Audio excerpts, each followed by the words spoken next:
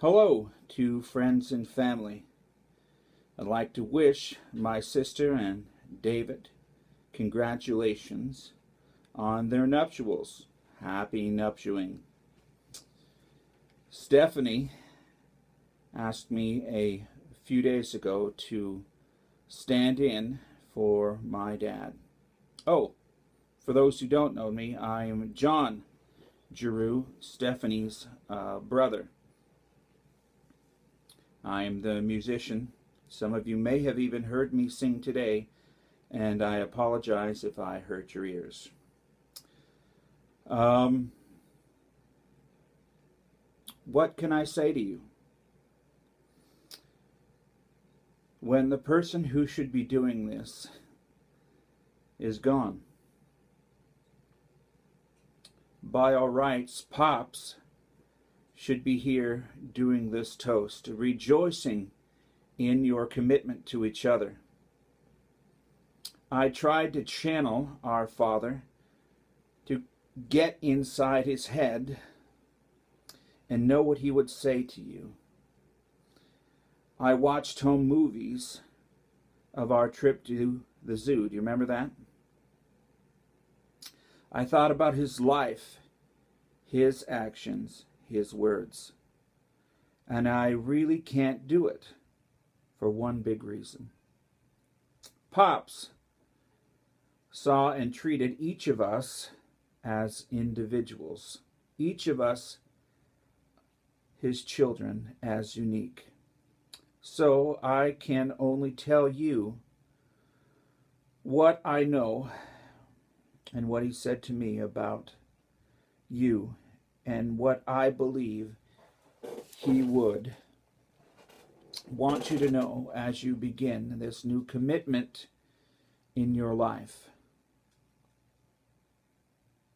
Something that maybe we haven't spoken of, but the last time Pops and I spoke, we spoke of you and Dave.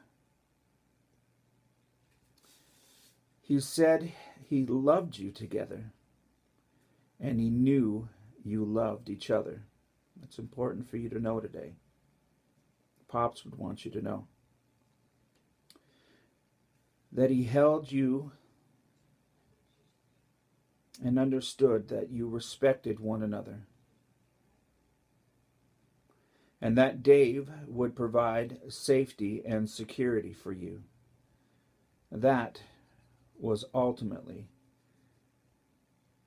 very important to him. So here are the few things we spoke of over the years that might be advice that Pops himself would say if he were here.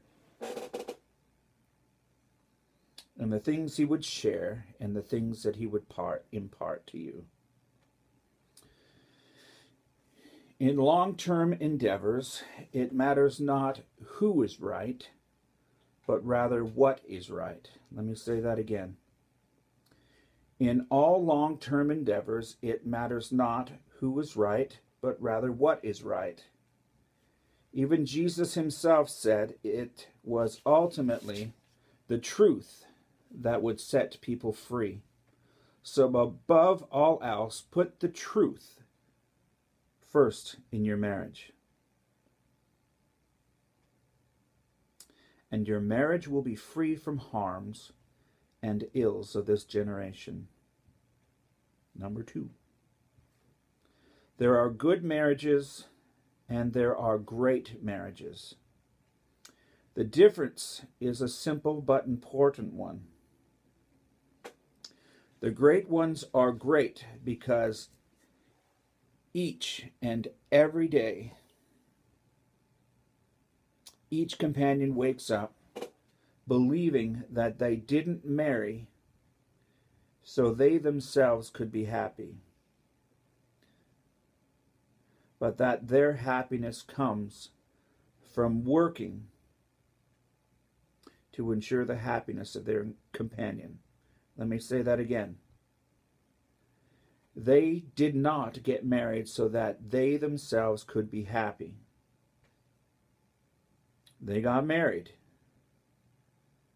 so that their happiness would come from working to ensure that their happiness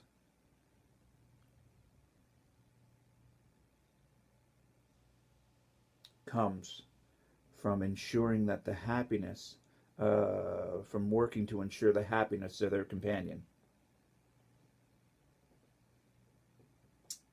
Number 3,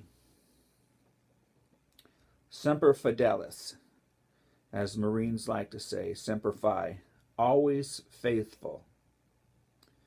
Marriage and relationships are like fine tapestries, being woven together by each correct action and word and deed. Be ever mindful of this, and weave for yourselves a beautiful spiritual legacy that will warm all who know you or come to know you. Finally, have fun. Take time to have recreation. True recreation or recreation. Expand your minds. As you get older, there is safety in familiar things, but it is the new things that keep us young. Be daring and serve others in this process, and it will grow your souls. Pops wasn't a public speaker, so I know I've taken more time than he would. He would want you to serve truth. He would want you to serve God. He would want you to serve your marriages. He would want you to serve each other.